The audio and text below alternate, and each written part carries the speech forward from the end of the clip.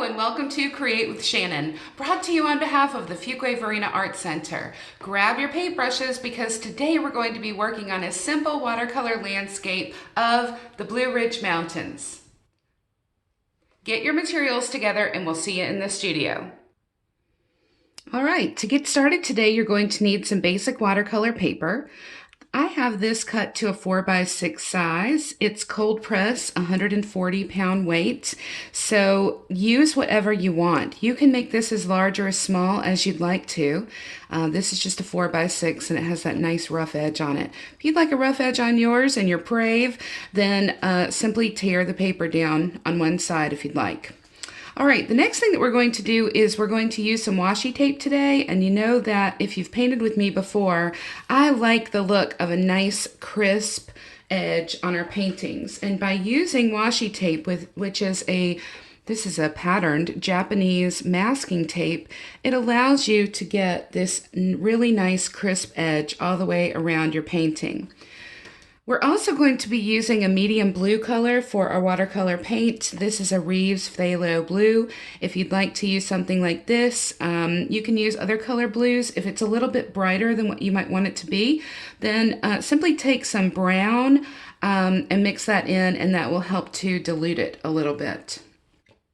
You're going to need some water, and you're going to need an old paper towel or something like that that you can use to blot off extra moisture on your brush. All right, so the first thing that we're going to do is lay down our tape on our paper. And I always recommend to stick down the one side or the other, either the top and the bottom or both sides to your paper. It will help a little bit with warping. So when you're putting water down on watercolor paper, and it's drying, then it's going to cause the paper to warp naturally. In order to avoid as much warping as possible, you can, number one, reduce the amount of water that you're putting down on the paper. And number two, you can make sure that you've got it taped down as you're working and that you let it dry completely between layers. All right, so I'm going to be using my trusty number 6 round watercolor brush today. I love this guy, and he's really one of the only brushes that you'll need. And I'm going to go ahead and take a little bit of blue onto my brush, and I'm going to give a nice light watercolor wash on my paper. So the key in a watercolor wash is that you have more water in the paper, in the brush rather, than you do paint. So you want to pick up a little bit of color and a lot of water. And then you're just going to take your paintbrush and move it along your paper. Okay, you can just dip right back in the water when you start feeling like it's not very wet anymore, and it will move the color right down your paper. If you're losing a little bit of the color, you can pick up a little bit more and bring it back to the paper and use it to blend it out so that your coloring looks the same. This wash is going to give us a basic sky. You might be wondering, goodness, we're only using one color, and so we're going to play with values today. This is an important piece to me because it's one of the very first tutorials that I actually took when I was learning how to watercolor. And so I really enjoy this painting. I think we'll learn a lot and have a good time playing with how to add value to color. All right, so the next thing that we're going to do is we need to be able to allow this entire wash to dry. So step away from your painting, make sure that it dries before we move on to the next step. If you don't allow it to dry, you will not be pleased with what happens because everything will start to run together. So the way to make sure that it's dry is not to put your finger on it. Instead, hold it up to some light and see if it glimmers or shimmers. If it's still glimmery in any areas, then it means that it is still wet and you need to step away from it a little bit more. Okay? So let this part dry and then come back and we're going to start laying in our mountain ranges. Okay, when your wash is completely dry, that's when we're going to add in our first range. So you've got one level of a very light blue here. You're going to take one dip of your paintbrush into your blue and add that to your puddle where you've got your blue already set up from your wash. Okay, so your puddle is just where you take water on your paintbrush and you put that in your palette, whether you're using a butcher's tray or a little palette like I've got set up here, or even a white plate. You can use those. Then you just put a little bit of water down with your paintbrush, and then we're going to put one dot of color into that. Okay, we can use our paper towel to take off a little bit of moisture out of our brush if we need to. Then we're going to go take our paintbrush to the paper and we're going to lay in our very first mountain range. Okay, once you've laid in that line, you can go back with your paintbrush and just fill it in with that color. Again, the same way that we created a wash before, we're going to repeat the same process just within that range line that you laid in. And this is the mountain range in your mind, so you don't have to do it exactly like you see mine. You can decide that you want to do a different line. You might want to start up here and come down. Whatever you want to do, everything is right. That's the nice part about what we get to do here together. So once you've got that laid in and it's nice and like you like it and it's even, then you're going to step away and let it dry. And then we're going to come back, add a dot more blue, and put in another range. See you soon.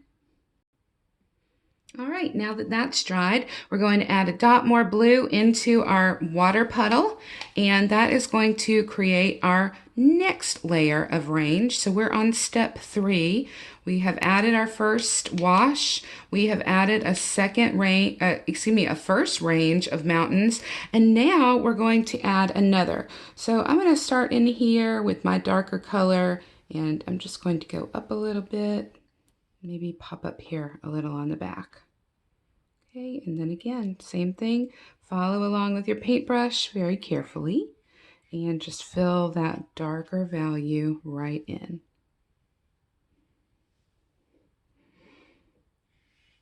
Isn't it cool how just adding a little bit of color actually gives you dimension? If you've ever stood on a mountain before and looked out over the range, everything that's farthest away is the lightest in color, and those things that are closer to us are the more vibrant in color. So I think it's cool that we're able to create that easily by just using another darker value of the same color of paint. So again, let that dry, come back, we'll add our third. All right, we're going to add the closest range to us now. So we're going to take, again, one more dot of blue. We're going to add that to our puddle. And we're going to put in the more dramatic hill this time, okay? So I'm going to start here, kind of up in the side, and then bring it down. And then I'm going to give a nice rise right here. I'm going to fill in that color, pulling it across, and creating another wash right underneath for that mountain in front of us.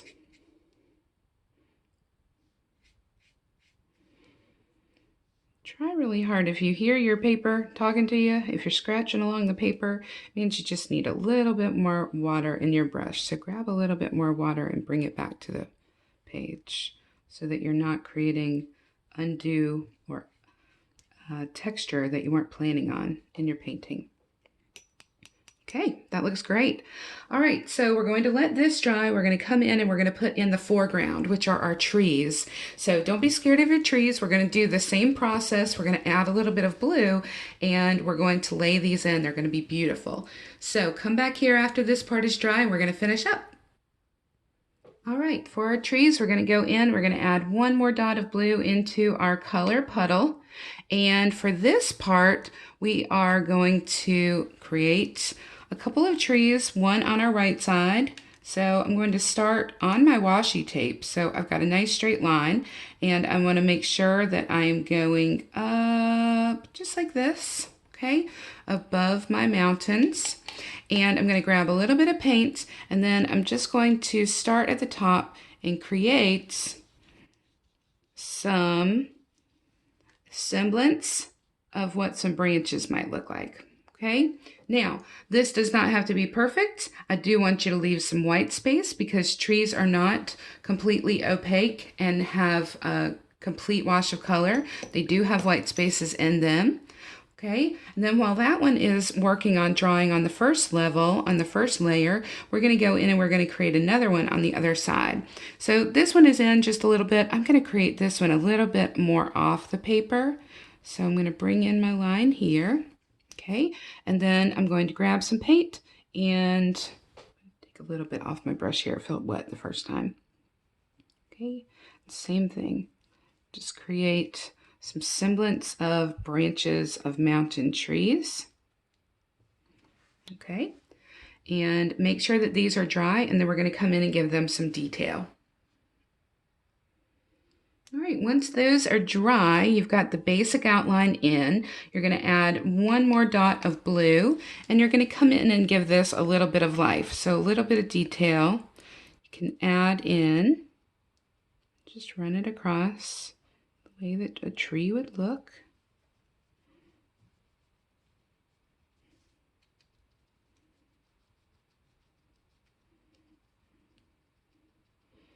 Nice and dappled.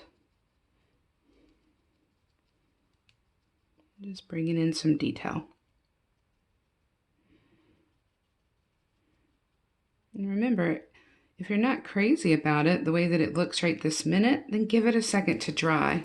Because you're going to come back and think, oh my gosh, that actually worked out. I did that. That's awesome. Okay, so dapple in a little bit here.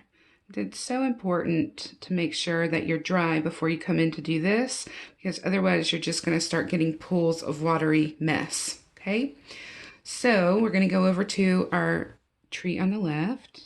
We're going to give him that same dappled treatment.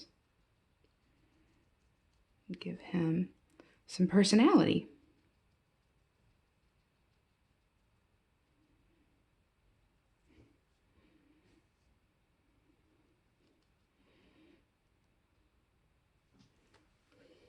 Good. I'm happy with that. All right, go ahead and finish up your detail. We're going to come back and we might add one more layer and then we'll be finished. All right, I think I'm going to go ahead and add in a second tree over here on the left. Just maybe right in this area. Like this. A little bit farther away in this same color we used before. You want to make sure that your tree on the left is dry-ish so that this one doesn't completely blend right into that one, although it is farther away and you won't be able to see all of its detail because it is going to be hidden behind this tree. Okay. And for the last step, we're going to add one more dot of blue into our puddle. And we're going to come in and we're just going to give those couple of trees a little bit more detail and definition.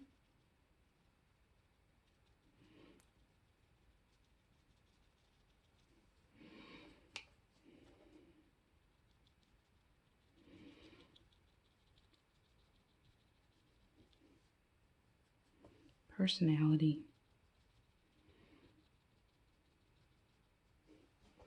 Awesome.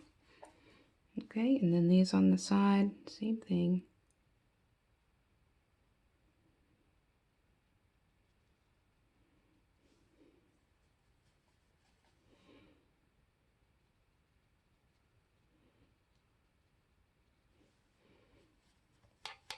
The details are such a fun part of painting because they're quiet and they're thoughtful. And you can really kind of meditate during it. Okay, and we're going to go in and get a little bit of detail for this guy too. Just give him some love.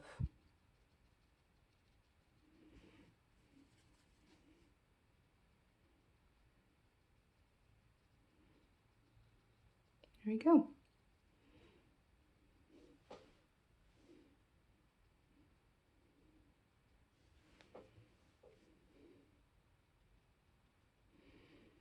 Step back and look and make sure that your shapes look good to you.